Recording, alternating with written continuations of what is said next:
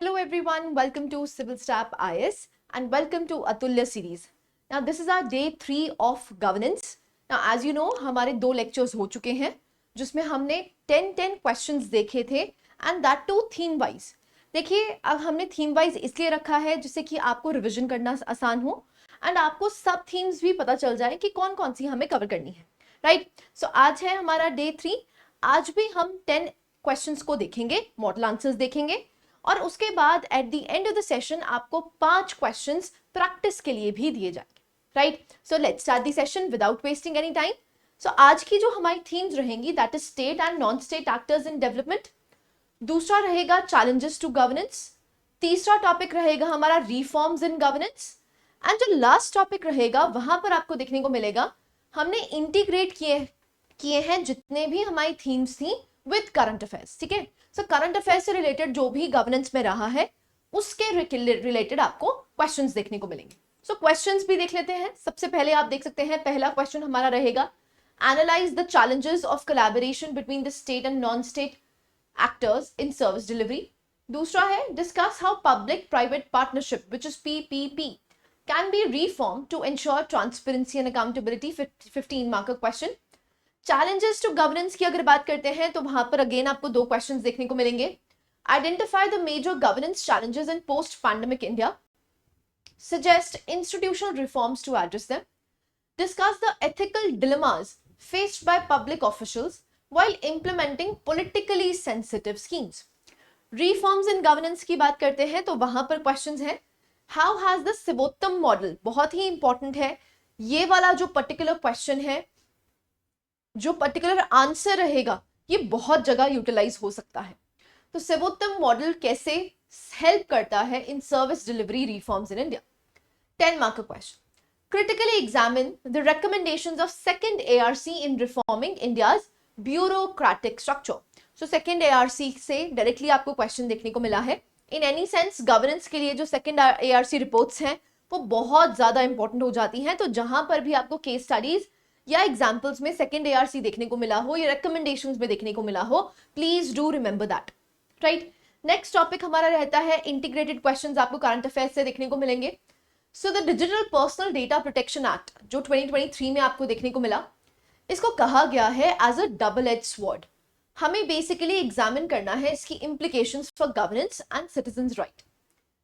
दूसरा टॉपिक आपको देखने को मिलता है that is discuss how aspirational districts programme which is ADP, बहुत ही इंपॉर्टेंट है.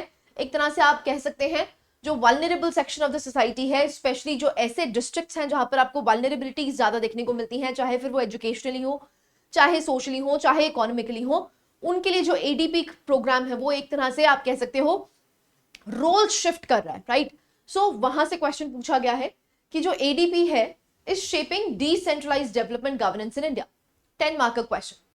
Analyze the governance implications of using artificial intelligence in public service delivery in India. Again, very important. artificial intelligence से आपको क्वेश्चन देखने को मिलेगा ही मिलेगा.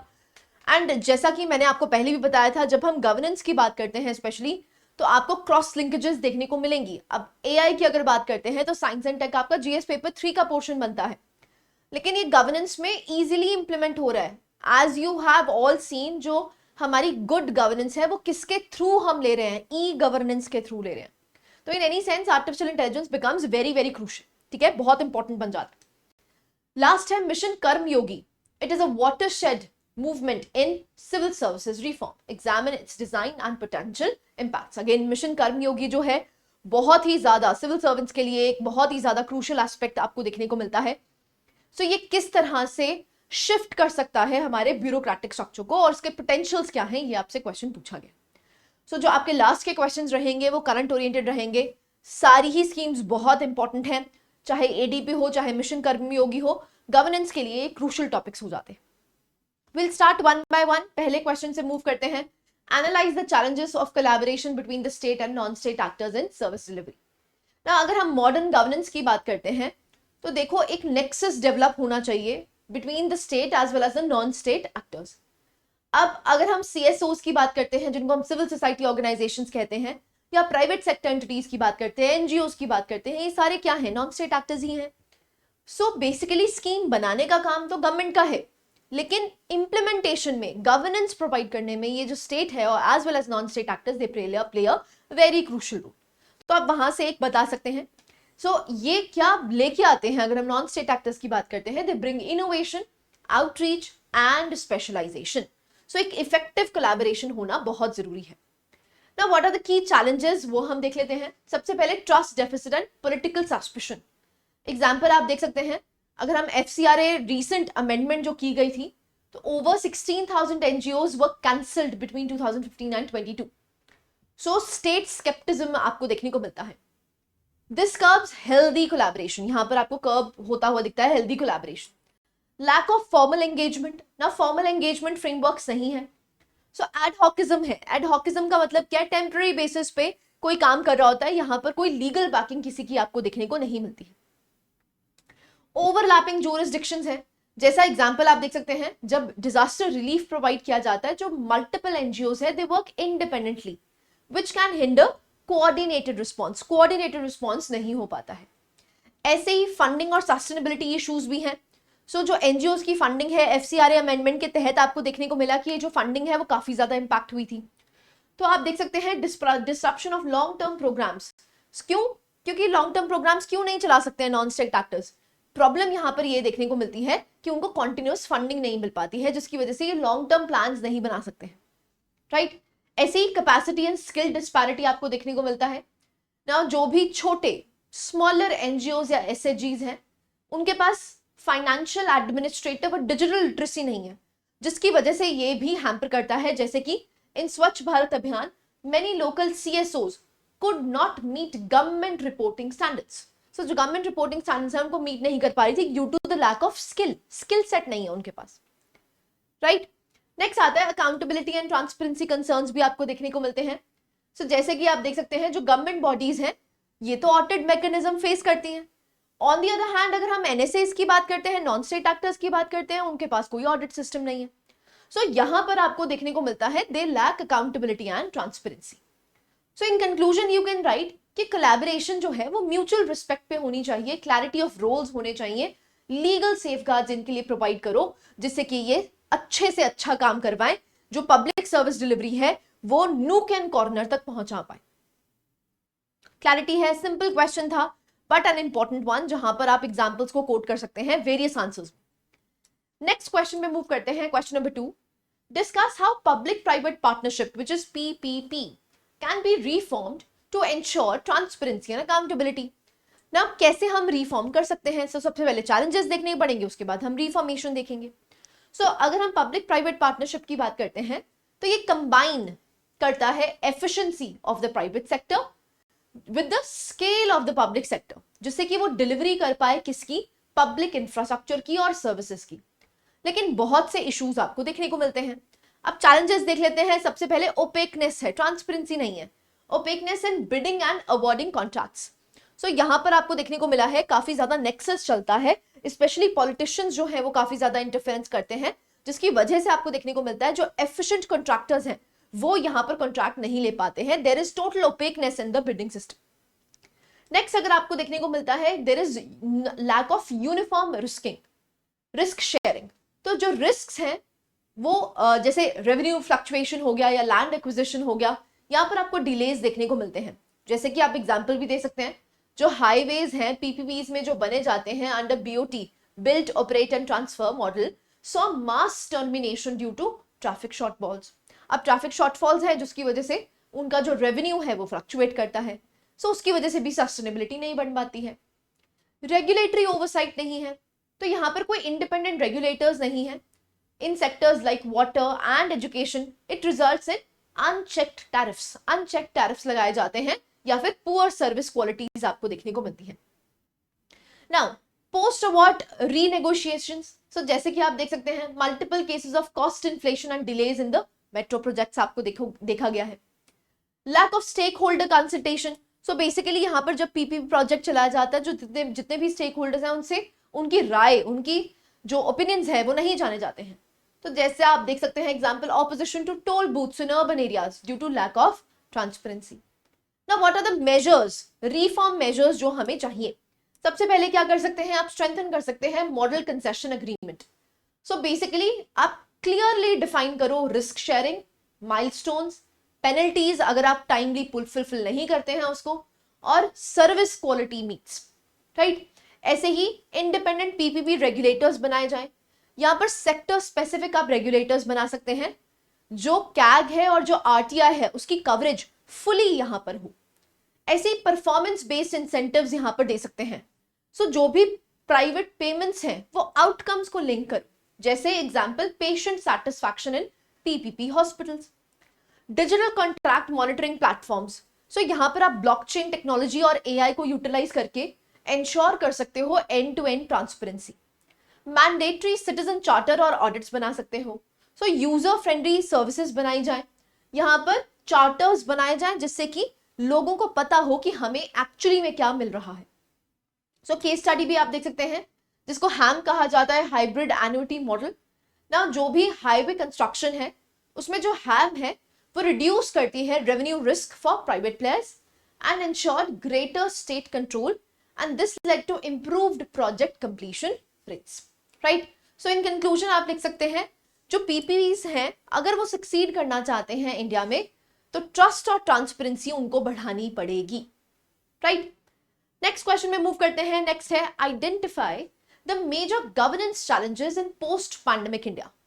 Post pandemic India governance challenges कौन कौन से हैं। अब आपको फिर रिफॉर्म्स भी बताने हैं जिससे कि आप उसको एड्रेस कर पाओ। तो कोविड-19 पैंडेमिक की अगर बात करते हैं तो इंडिया का जो गवर्नेंस सिस्टम है ना वो एक तरह से टेस्ट हुआ है। किस किस चीजों पे? एक तो सबसे बड़ा हेल्थ केयर पे, वेलफेयर डिलीवरी पे, डिजिटल एक्सेस पे, माइग्रेंट मैनेजमेंट पे और फेडरल कोऑर्डिनेशन पे। ना जो पोस्ट पैंडेमिक लैंडस्केप है ना वो एक स्ट्रैटेजिक रिफॉर्म चाहता है। अब चैलेंजेस क्या है? सबसे पहले आपको कोविड-19 के बाद देखने को मिला कि भाई जो हमारा हेल्थ सेक्टर है वो बहुत ज्यादा फ्रेजाइल है। सो health system fragility, ICU beds नहीं है, सप्लाई चेन कोलैप्स आपको देखने को मिला, रूरल अंडर कैपेसिटी देखने को मिली। डेटा भी आप पर कोट कर सकते हैं, इंडिया हैड ओनली 5 आईसीयूज पर 1 लाख पीपल। सो यहां पर आपको डेवस्टेशन देखने को मिलती है हमारे हेल्थ सिस्टम की। उसके बाद देख सकते हैं डिजिटल डिवाइड और लर्निंग लॉस। कोविड-19 के बाद जो भी स्कूल्स एजुकेशन सिस्टम है वो ठप पड़ गया, तो वहां से आपको देखने को मिलता है जो डिजिटल प्लेटफॉर्म्स पे शिफ्ट हुआ है उसने एक्सक्लूड कर दिया है 30 करोड़ चिल्ड्रन को, स्टूडेंट्स को।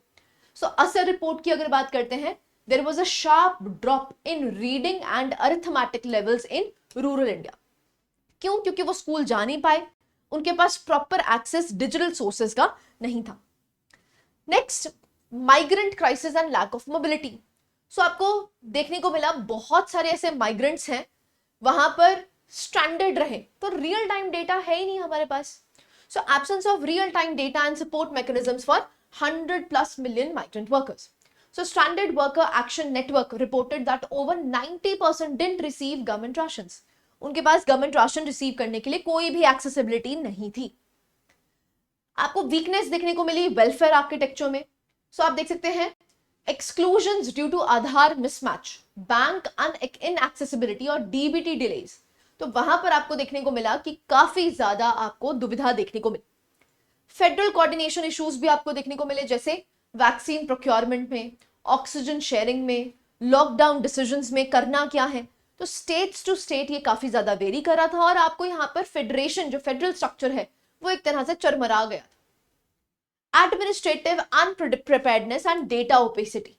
सो जो स्टेट्स हैं they differed in death registration, infection data accuracy and transparency, तो वहां पर आपको इश्यूज देखने को मिले। Now what are the institutional reforms that can be suggested. So जो भी हमने बच्चे अभी तक चैलेंजेस लिखे हैं उसी को एड्रेस करते हुए आप रिफॉर्म्स देख सकते हैं। सो पहला है integrated public health emergency framework.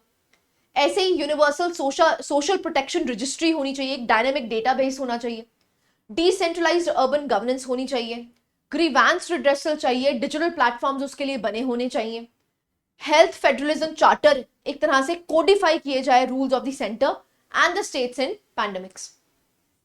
सो यहां पर post pandemic high probability that a question can be asked from this, क्योंकि पैंडेमिक के बाद पूरी दुनिया आपको देखने को मिली है कि एक तरह से शिफ्ट हो जाती है, तो वो शिफ्ट में गवर्नेंस पे कैसे इंपैक्ट होता है उस पर क्वेश्चन पूछा जा सकता है। नेक्स्ट क्वेश्चन में मूव करते हैं, discuss the ethical dilemmas faced by public officials while implementing politically sensitive schemes. ना क्या क्या ethical dilemmas they can face.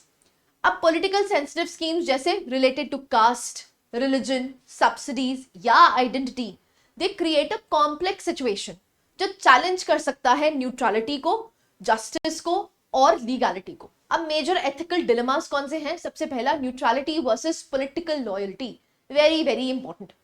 अब जो सिविल सर्वेंट्स हैं, they may be pressured to favour ruling party supporters. So selective implementation हो सकती है, जैसे फार्म लोन वेवर्स की बिफोर द इलेक्शंस। ऐसे ही justice versus procedural rigour. So यहां पर आप देख सकते हैं जो they can exclude the beneficiaries who lack paper work, उनके पास पेपर वर्क अगर नहीं है, but are genuinely needy. So denial of COVID-19 rations to migrants without ration cards. Truth versus career security. अब whistle blowing on inflated beneficiary lists में invite transfers, है ना। ऐसे ही efficiency versus public pressure. So pressure to expedite schemes without adequate verification, उसकी वजह से आपको यहाँ पर इश्यूज क्रिएट होते हुए दिख सकते हैं। Law versus morality. अब आपको जब इंप्लीमेंट करना है कॉन्ट्रोवर्शियल एक्ट्स, लॉज जैसे citizenship amendment act, even if they go against the personal और पब्लिक कॉन्शियंस। तो यहां पर आप एग्जांपल्स देख सकते हैं, जैसे implementation of schemes like NRC इन असम और CA related processes, officers face dilemmas between executing orders and public protest. Public protest हो रहा है एक तरफ से आपको पॉलिटिकल प्रेशर है, तो वहां पर आपको एथिकल डिलेमास फेस हो सकते हैं ना। कैसे आप डिलेमास को रिजॉल्व कर सकते हैं? Refer to conduct rules and code of ethics. तो जो कोड ऑफ एथिक्स है उसकी गाइडेंस लेके आप इसको इंप्लीमेंट कर सकते हैं। यहाँ पर आप प्लेटफॉर्म्स यूटिलाइज कर सकते हैं, जैसे civil services boards for protection against arbitrary transfers. ऐसे ही आप एनकरेज कर सकते हैं institutionalisation of ethics committees and whistle blower protection schemes, जिससे कि वो इसको एड्रेस कर पाए। क्लैरिटी है? हाँ जी, आई होप यहां तक आपको समझ आया होगा। अगेन इंपॉर्टेंट क्वेश्चन है, ऐसे एग्जाम्पल्स आप और क्वेश्चंस में भी कोट कर सकते हैं। नेक्स्ट है क्वेश्चन नंबर 5, सेबोत्तम मॉडल पे क्वेश्चन हुआ है, how has the Sevottam model helped in service delivery reforms in India. तो सेबोत्तम की अगर बात करते हैं तो इसका मतलब ही क्या है? Service excellence. ये क्वालिटी मैनेजमेंट फ्रेमवर्क है। It was introduced by department of administrative reforms and public grievances, जिससे कि हम क्या करना चाहते हैं? हम सिटीजन सेंट्रिक गवर्नेंस को इंक्रीज करना चाहते हैं, इनहैंस करना चाहते हैं। So it offers a structured approach. एक स्ट्रक्चर्ड अप्रोच आपको देखने को मिलती है, जो कि सर्विस डिलीवरी रिफॉर्म्स के लिए बहुत ज्यादा जरूरी है। सो सेबोत्तम मॉडल की अगर बात करते हैं तो सबसे पहले क्या बनाया जाना चाहिए? एक citizen charter and service standards. जो भी सर्विस स्टैंडर्ड्स होंगे वो स्टैंडर्डाइज्ड फॉर्म में आपको लिखे होने चाहिए, जिससे कि सिटीजन्स को पता चल जाए कि हमारी सर्विस किस तरीके से हमें दी जाएगी। सो जो डिपार्टमेंट्स हैं, they should define clear timelines and standards for service offered. जैसे पासपोर्ट सेवा केंद्र set the standards for delivery timelines of passports. Public grievance redressal mechanism होना चाहिए, जैसा कि आप देख सकते हैं ministry of railways has streamlined it's grievance redressal through rail मदद प्लेटफॉर्म। ये प्लेटफॉर्म्स बहुत जरूरी हैं जिससे कि आपका ग्रीवेंस रिड्रेसल हो पाए। Service delivery capabilities enhancement. So आप यहां पर देख सकते हैं इंटरनल रिफॉर्म्स जैसे ट्रेनिंग, प्रोसेस री इंजीनियरिंग होनी चाहिए, जिससे कि बेस्ट प्रैक्टिसेस को एक तरह से बेंचमार्क बनाया जाए। इंपैक्ट क्या रहे हैं? तो आपको इंक्रीज ट्रांसपेरेंसी देखने को मिली है। दूसरा, यहां पर एक तरह से शिफ्ट हुआ है रूल बेस्ड से सिटीजन बेस्ड गवर्नेंस में। यहां पर प्रमोट की गई है अकाउंटेबिलिटी और reduction in service delivery delays, और many departments have ISO 9001:2008 certification under Sevottam framework. But कुछ चैलेंजेस भी एग्जिस्ट करते हैं। अब अगर सिटीजन चार्टर बनाया भी गया है डिपार्टमेंट्स के द्वारा, लोगों को पता ही नहीं है, तो लैक ऑफ अवेयरनेस है। फीडबैक मैकेनिज्म इतना ज्यादा प्रॉपर नहीं है, तो इनएडिक्वेट feedback loops and poor departmental oversight. यहां पर आपको लिमिटेड पेनिट्रेशन देखने को मिलती है बियॉन्ड सेंट्रल गवर्नमेंट। जो सेंट्रल गवर्नमेंट की मिनिस्ट्रीज है वहां पर तो आपको सिटीजन चार्टर वगैरह सब कुछ देखने को मिला है, लेकिन उसके बियॉन्ड नहीं गए, तो वहां पर आपको इश्यूज देखने को मिलते हैं। क्लैरिटी है? अगेन इंपॉर्टेंट है, सेबोत्तम मॉडल कैन बी यूटिलाइज्ड बहुत जगह, बहुत सारे क्वेश्चन है, आप इसको यूटिलाइज कर सकते हैं। नेक्स्ट 6 क्वेश्चन पे मूव करते हैं। Critically examine the recommendations of second ARC in reforming India's bureaucratic structure. So second ARC की अगर बात करते हैं, it was set up in 2005 and submitted its 15 reports offering comprehensive suggestion to overhaul India's governance and bureaucratic apparatus. Its key focus was ethical, accountable and citizen-centric administration. So क्या की recommendations है bureaucratic reforms में? So सबसे पहले lateral entry की बात की गई है in civil services, जो कि हम पहले भी डिस्कस कर चुके हैं. यहाँ पर परफॉर्मेंस बेस्ड अप्रेजल होना चाहिए, तो आप देख सकते हैं ACRs को रिप्लेस किया जाए रिजल्ट फ्रेमवर्क डॉक्यूमेंट से. सो जहां पर result oriented performance based appraisal आपको दिया जाए. यहाँ पर ट्रेनिंग को रिवैम्प करने की जरूरत है. यहाँ पर कॉन्टिन्यूस ट्रेनिंग होनी चाहिए. ऐसा नहीं कि भाई आपने 1.5 साल ट्रेनिंग दे दी उसके बाद कोई ट्रेनिंग नहीं. कॉन्टिन्यूस ट्रेनिंग और मैंडेटरी इन सर्विस ट्रेनिंग जरूरी है. यहाँ पर प्रमोट होना चाहिए that is e governance, decentralisation और लोकल गवर्नेंस पे इंप्रूवमेंट चाहिए. एथिक्स होने चाहिए गवर्नेंस में, और reform of recruitment and cadre management is very very necessary. Now what are the critics? Implementation remains selective. ऐसे ही रेजिस्टेंस है सर्विस एसोसिएशंस में on lateral entry. Training reforms they remain under funded. Funding ही नहीं है जिससे कि वो जो आपकी कॉन्टिन्यूअस ट्रेनिंग है वो हो पाए. तो यहाँ पर कुछ चैलेंजेस भी एग्जिस्ट करते हैं. सो बेसिकली जो सेकेंड ARC है वो एक विजनरी रोड मैप है जिससे कि हम इंडिया के ब्यूरोक्रेटिक स्ट्रक्चर को एक तरह से ट्रांसफॉर्म कर सकते हैं. So effective implementation through mission Karmayogi, digitisation and political commitment is essential.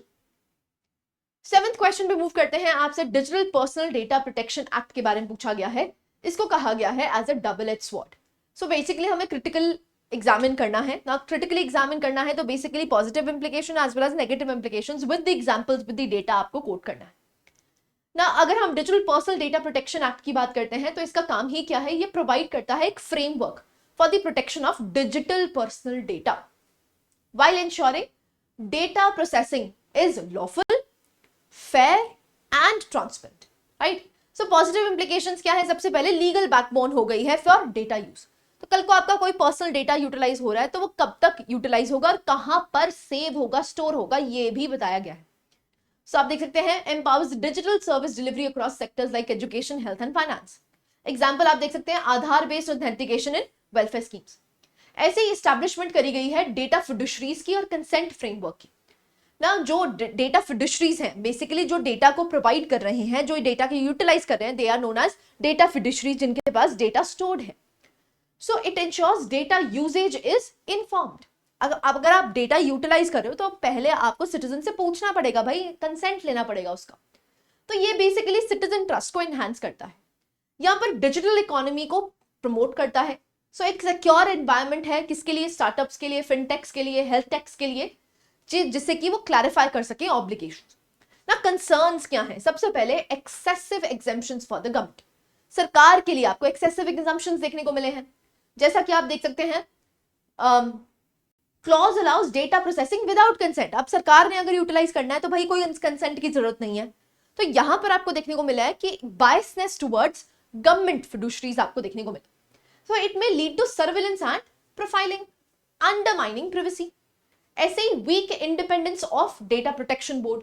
अब जो बोर्ड है it is selected and removed by the government, raising concerns over autonomy. ऐसे ही नो राइट टू कॉम्पनसेशन और क्लास एक्शन. जो सिटीजन्स हैं they have limited recourse. अगर कहीं पर भी वायलेशन होता है तो वो क्या कर सकते हैं, कैसे उनको मूव फॉरवर्ड करना है, उसके बारे में आपको कुछ भी नहीं देखने को मिलता. Lack of jurisdiction for RTI cases. अब section 8 clause 1 sub clause J की अगर बात करते हैं तो द RTI उसको जो सेक्शन है उसको डाइल्यूट कर दिया गया है. क्यों? क्योंकि it could curtail public access to administrative information. So ये कर्टेल कर सकता है पब्लिक एक्सेस अगर कोई भी एडमिनिस्ट्रेटिव इंफॉर्मेशन चाहिए. तो एक तरह से गवर्नमेंट को एक तरह से ज्यादा बायसनेस आपको देखने को मिलती है कि जब सरकार की बात आती है तो कोई कंसेंट की जरूरत नहीं है.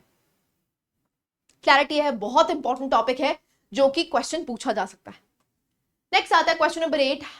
Discuss how the ADP which is Aspiration District Program is reshaping decentralized development governance in India. ना 2018 में आपको देखने को मिलता है जो ADP है उसको लॉन्च किया गया, जिसमें हमने एम किया था कि जो 112 बैकवर्ड डिस्ट्रिक्ट्स हैं across India through data driven outcome based governance, और जहां पर फोकस किया गया हेल्थ पे, एजुकेशन पे, एग्रीकल्चर और फाइनेंशियल इंक्लूजन पे. तो वो एक डिसेंट्रलाइज्ड अप्रोच करके हमने देखा है काफी ज्यादा बेनिफिट्स और काफी ज्यादा आउटकम्स आपको देखने को मिले हैं. ना की इनोवेशंस आप देख सकते हैं कैसे हुई है एडीपी में, रियल टाइम मॉनिटरिंग करी गई है। अब यहां पर आपको देख सकते हैं delta ranking bye NITI Aayog compares district progress monthly, जिसमें 49 की परफॉर्मेंस इंडिकेटर्स को देखा जाता है। डिस्ट्रिक्ट कलेक्टर लेड इनोवेशन, सो आप देख सकते हैं जैसे कुपवाड़ा की अगर बात करते हैं तो they use drone based health outreach during snow seasons. तो एक इनोवेशन आपको देखने को मिली।